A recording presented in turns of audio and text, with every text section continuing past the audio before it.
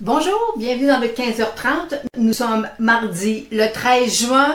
Les marchés sont positifs sur le marché américain. Un beau 91 points de hausse à 21 326 et en baisse de 30 points sur le marché canadien. QQ, vous savez que vendredi, c'était quand même assez dommageable là, sur le marché, sur le Nasdaq. Et on va parler de Amazon, on va parler de Dollarama, 5N+, ensuite j'ai d'autres titres là, qui vont arriver là, en cours de route. Ça a été vendredi, ça a été quand même je vous dirais, assez désagréable, je pense, pour l'ensemble des gens, là, pour ce qui s'est passé là, sur le marché américain, surtout dans les titres de la technologie. Alors, on voit présentement, moi, il y a je vois apparaître présentement des choses là, sur mes graphiques, là, et j'ai des petites mises en garde. Présentement, je commence à avoir des cibles baissières sur des titres américains. Alors, je suis prudente là au niveau des titres de la technologie. Mais c'est ça. Mais par contre, voyez-vous, vendredi, on a encore aujourd'hui, on a le Dow Jones qui fait un nouveau haut d'année à 21 000, je pense c'est 326, je pense qu'on est en train de nous battre un nouveau record. Alors, fait que c'est intéressant, il n'y a pas sur les indices, mais vous savez que je vous ai parlé plusieurs fois du secteur financier. Alors, le point à vérifier, moi en tout cas, selon moi, ça sera le secteur financier. C'est possiblement par ce secteur-là qu'on va voir arriver les premières baisses. Les titres ont déjà corrigé, là. Alors, ça devrait être, c'est par là que ça devrait arriver. Alors, allons voir maintenant, je vais tasser. Allons voir maintenant le QQQ. Le QQQ, est-ce que vous, vendredi passé, vous voyez la belle grosse chandelle noire qu'il nous a fait. Hier, il a corrigé encore et il a quand même remonté. Vous savez, est-ce que vous connaissez le FAANG? Le FAANG, c'est les titres les plus gros titres sur le QQ, sur le Nasdaq, c'est Facebook, A pour Apple, A pour Amazon, N pour Netflix et G pour Google. Google ou Alphabet, là, c'est deux graphiques similaires. Alors, fait que c'est vraiment les titres là que moi présentement je surveille et j'ai des surprises. Je vais vous dire que j'ai eu une petite surprise là sur certains titres du QQQ. Alors, fait qu'on va aller voir arriver. Guillaume me pose la question, qu'est-ce que je pense de Village Farm? Là, écoutez, il a monté, on a eu une belle grosse chandelle, il est arrivé, il y a une nouvelle sur le titre que quand je l'ai examiné, je pense que c'est vendredi passé, et là, on a un beau gap à venir fermer. Moi, des chandelles comme ça, pour l'instant, je suis pas, je vais attendre, je préfère que le titre se stabilise avant de poursuivre là dans mon analyse. Un autre titre qu'on va, c'est 5N+, c'est Benoît qui me demande, Lynn, qu'est-ce que t'en penses? C'est intéressant, mais j'attends aussi une consolidation parce que cette hausse-là, il doit se consolider. Alors, j'attends une consolidation avant d'être capable de vous calculer une cible à la hausse sur le titre de 5N+. Ensuite, j'ai oh oui, Valéant. Mathieu me demande Valéant, parce que vous savez, je vous avais mis le couloir, là, le biseau, il est sorti hors de son biseau. Alors présentement, accumulation, il va aller jusqu'à 23-24 $. Il peut continuer à se promener à l'intérieur, là, mais il doit faire une accumulation pour que je sois capable de calculer une cible à la hausse. Pour l'instant, je ne suis pas encore rendu là, mais fait que ça peut prendre quelques mois, ok? Mais c'est des titres qui ont énormément de potentiel à la hausse.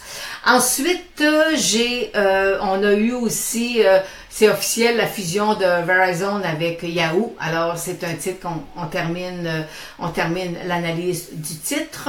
Aujourd'hui, là, je vous mets le graphique du Dow Jones et on voit on a un nouveau sommet. J'avais mis 21 332 tout à l'heure et là, on est à 21 328. Alors, je ne sais pas si on a fait un nouveau sommet d'année. On a fait un nouveau sommet, mais je ne sais pas si c'est plus haut que 21 332. Bon, ok, je vais commencer. Parce que vous savez, on prépare les choses, puis le temps file aussi. Alors, c'est les dernières minutes là, avant le 15h30 sont toujours excessivement importantes. Alors, j'ai Thérèse qui m'avait posé la question l'autre jour sur le titre de Amazon. Et vous savez, je vous avais dit, c'est un titre qui se transige quand même avec des multiples, là, 30 fois les bénéfices, 40 fois les bénéfices de la prochaine année. Et là, j'ai pris des notes et vous savez que je vous prépare quelque chose. Vous allez voir arriver, là, je vous prépare quelque chose. Lorsqu'on est dans des sommets d'année, moi, je ressors mon modèle d'analyse fondamentale parce que est-ce que c'est là qu'on va aller vérifier, est-ce que les titres sont surévalués ou puis avenant une baisse de marché, un repli de quelques points, là, est-ce que le titre pourrait repartir à la hausse ou est-ce que le titre est sous-évalué pour aller chercher une plus-value qui est intéressante parce que vous savez, on est dans notre 8e année de hausse, alors c'est comme normal là, que les titres, qu'il y ait un engouement sur les titres. Alors, mais moi, j'ai déjà un biais baissier sur le titre d'Amazon. Les clients d'Analysta que je vous ai mis l'analyse ce matin. Je suis allée voir mon fondamental et j'ai fait une petite analyse sommaire. Vous savez, je vous parle souvent que le taux de croissance des bénéfices, c'est excessivement important. Alors, et le marché estime que Amazon devrait avoir une croissance de son bénéfice de 75%. Et c'est que présentement, il serait surévalué à 75%. Et si on prenait comme tableau qu'il y aurait une croissance seulement de 50%, qui est énorme, là, une croissance de 50% pour les prochaines années, bien, le titre est présentement il est surévalué. Fait que c'est là qu'on va voir dans les prochains trimestres, voir si la croissance là, des bénéfices est aussi grande, ce que le marché anticipe, ce que les analystes anticipent. Alors, mais présentement, je suis excessivement prudente sur le titre de Amazon. Ensuite, et Amazon fait partie du FAANG. Et je pense que c'est Guillaume qui me pose la question sur Bird Construction. C'est Samuel qui me demande, Lynn, qu'est-ce que tu en penses? Est-ce que ça peut être quelque chose d'intéressant? C'est un titre qui en se transige quand même à 8,50 $. Alors, voyez-vous, je vous ai mis un couloir baissier. Si jamais il sortait par en haut, on pourrait peut-être aller chercher un rebond sur sa moyenne mobile 200 jours, mais autour de 9,75. Mais par contre, si jamais il cassait par en dessous, à ce moment-là, oubliez ça, on pourrait avoir un bas encore beaucoup plus bas. Alors mais j'ai pas rien à mettre là pour l'instant là, c'est pas quelque chose qui semble intéressant. J'ai Mario aussi qui me dit, Lynn, il me dit, que se passe-t-il avec Dollarama après ses derniers résultats? Baisse, baisse et baisse. Ben Mario, c'est pas baisse.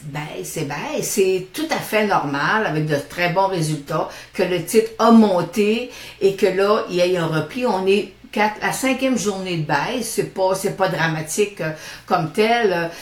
Ils ont d'excellents résultats. Mais vous savez, le titre s'est apprécié de 30% dans les 2 derniers mois. Alors c'est comme normal. Là. Écoutez, 30% de hausse, c'est normal que le marché demande une pause et que le titre se replie. Parce que n'oubliez pas, nous sommes toujours à 10% d'un nouveau sommet ou à 10% d'un recul. Alors, c'est ça quand on est dans des hauts de marché. C'est un excellent titre, c'est un super de beau titre, mais est-ce que présentement, il est pleinement évalué? Oui, il est pleinement évalué. Peut-être un petit peu surévalué, mais pour l'instant, c'est négligeable. Là. Mais disons présentement, il est pleinement évalué. OK? Alors, il faut attendre un repli avant de prendre position dans le titre de Dollarama. Ensuite, Guillaume qui me pose une autre question sur le titre de, le symbole, c'est EMH, c'est trop petit pour voir, j'ai oublié d'inscrire le nom. Alors, voyez-vous, on est dans un couloir latéral, il est coincé entre sa moyenne mobile 200 jours et il y a une résistance présentement à 1,30 $ environ. Alors, si jamais il perçait par en haut, on pourrait le revoir, venir tester le sommet de 2,20 $. Sinon, ben, à ce moment-là, si jamais il casse sa moyenne mobile 200 jours, c'est jamais bon. Un titre qui revient de sa moyenne mobile 200 jours, c'est jamais très bon. Ensuite, c'est Samuel qui me posait la question sur North Arm Energy. Moi, j'avais déjà ce titre-là, un objectif à 6,50 $. Elle a été touchée. Présentement, je suis pas haussière, je suis pas baissière. J'attends de voir qu'est-ce qui va se passer sur le titre. Alors, voyez-vous, je vous ai mis la ligne rouge, là. Alors, c'est le support autour de 5,80 $ environ. Si jamais il perçait ça, à ce moment-là, on tomberait sous sa moyenne mobile de 100 jours. Mais sinon, s'il perçait, à ce moment-là, on pourrait il pourrait venir tester, nous faire un nouveau haut d'année. Alors, mais pour l'instant, je suis indécise là, au niveau du titre comme tel. Alors, on est revenu avec le QQQ. On va aller voir qu'est-ce que le marché au niveau de l'or, je vais aller vous mettre là.